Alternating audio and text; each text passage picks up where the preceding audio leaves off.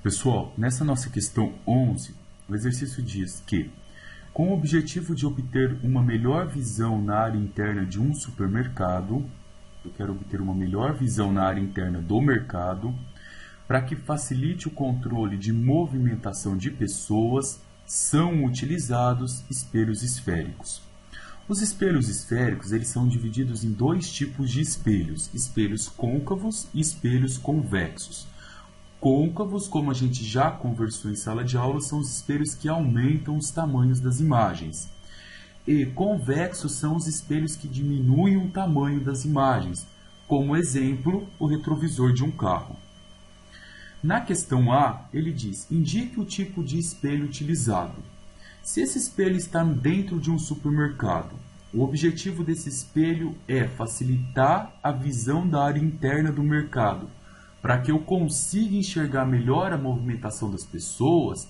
Está nítido para a gente que eu quero um espelho que diminua a imagem. Então, esse tipo de espelho é chamado de espelho convexo. São espelhos que alteram o tamanho da imagem. Então, qual é o tipo de espelho utilizado? Então, o tipo do espelho utilizado vai ser o espelho convexo. E o exercício pede também qual que é a natureza da imagem por ele oferecida. A natureza que esse espelho oferece para a gente. Todo espelho convexo só oferece um tipo de natureza. São os espelhos côncavos que alteram o tamanho da imagem. Ela fica menor, maior, invertida. Agora, o convexo é sempre o mesmo. Vamos fazer uma revisão? O que faz um espelho convexo? Aqui está o espelho convexo. O raio luminoso bate na parte de trás. A minha circunferência está sendo formada aqui, ó. Então, nessa parte aqui, da onde está a circunferência, eu tenho o foco. Se o foco é 5 centímetros, o centro vai ser o dobro, porque o foco é sempre a metade do centro. Como que eu formo essa imagem? Eu vou pegar dois raios aqui. Um é, todo raio luminoso ele incide sobre um espelho. Está aqui. Quando ele bate no espelho, ele sempre passa pelo foco. Lembram disso? Então, esse raio luminoso vai vir, vai bater e vai passar pelo foco. Ele vai fazer isso daqui, ó.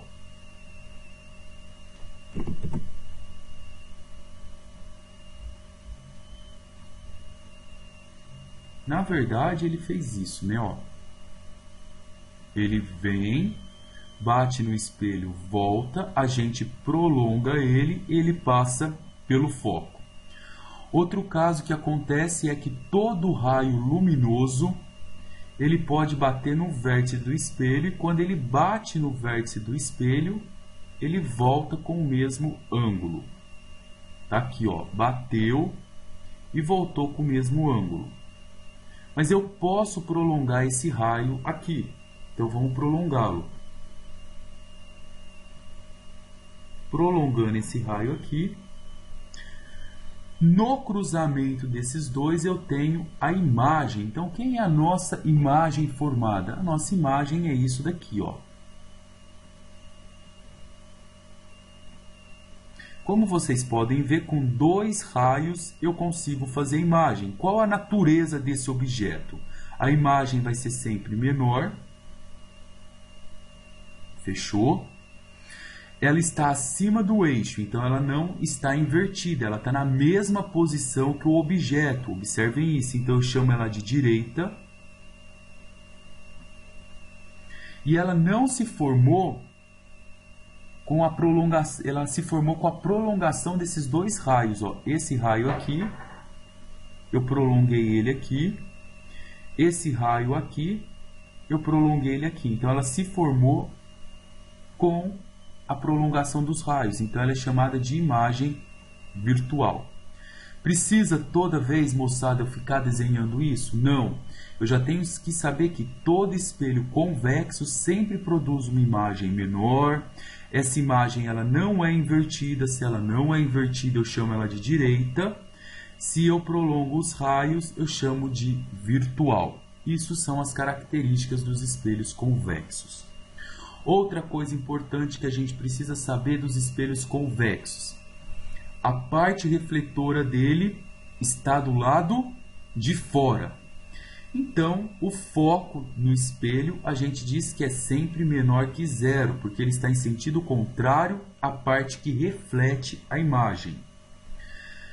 A nossa imagem vai ser sempre positiva, maior que zero. Por quê? Ela está no mesmo sentido do objeto, ela está para cima do eixo.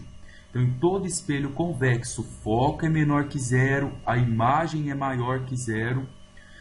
Agora, quem não lembra, esse pedacinho aqui, ó, a distância da imagem até o vértice do espelho é chamado de pelinha.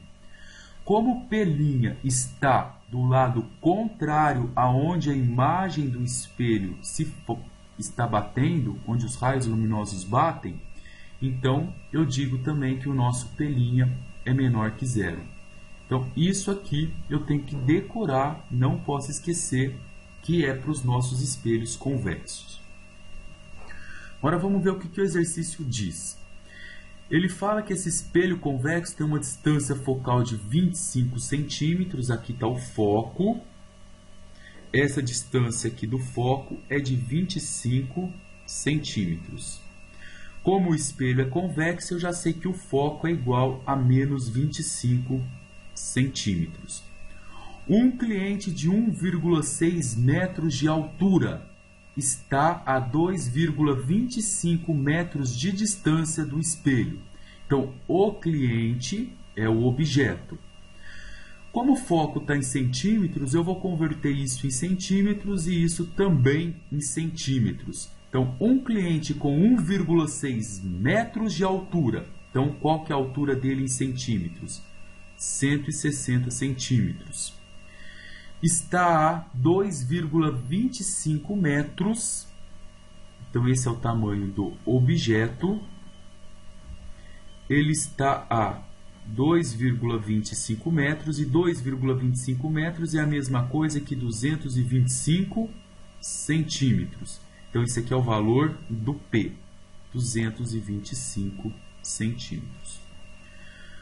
E eu quero calcular a altura da imagem, eu quero calcular o valor do I. Para eu achar o valor do I, moçada, olha a nossa fórmula. Lembram disso? Ó? Imagem dividida por objeto é igual a menos pelinha sobre P. Eu quero achar o tamanho da imagem, eu quero achar o valor do I. O objeto eu tenho, ele vale 160 centímetros. O menos pelinha eu não tenho, mas toma cuidado, aqui você vai pôr menos pelinha. Professor, por que você pôs esse outro menos aqui, ó? Porque o espelho é convexo, lembra que a gente comentou? Em todo espelho convexo, a imagem é menor que zero, então por isso eu coloquei o negativo. Sobre o P, quem é o nosso P aqui? É o 225. Dando uma melhorada nisso, eu tenho I sobre 160, que é igual, menos com menos dá mais, sobre 225. Para que eu consiga descobrir o tamanho dessa imagem, eu preciso saber quem é o pelinha. Então, eu vou usar a segunda fórmula, que é a fórmula de Gauss, que é aquela fórmula da fimose, e vou descobrir o valor do pelinha. Aí eu jogo o pelinha aqui e descubro o tamanho da imagem. Então vou apagar um pedaço aqui para a gente fazer esse pelinha.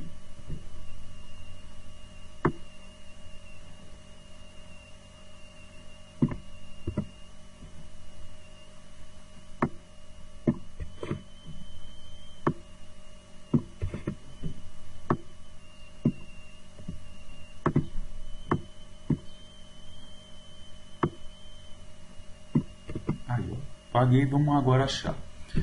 Então vamos lá. Como que a gente resolve? Primeiro, pela fórmula da fimose eu tenho 1 sobre f é igual a 1 sobre p mais 1 sobre p'. Quem é o nosso foco? O nosso foco vale menos 25. Então, vai ficar 1 sobre menos 25, que é igual a 1 sobre p. Agora, toma cuidado aqui. 1 sobre p'. Só que esse meu p', eu vou colocar ele negativo, porque o espelho é convexo. Então, p' é a distância da imagem até o vértice do espelho.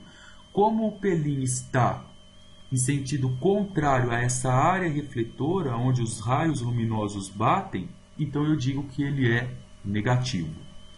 Dando uma melhorada nisso, 1 sobre menos 25 é a mesma coisa de menos 1 sobre 25, que é igual a 1 sobre p. Esse mais com menos fica menos 1 sobre p'.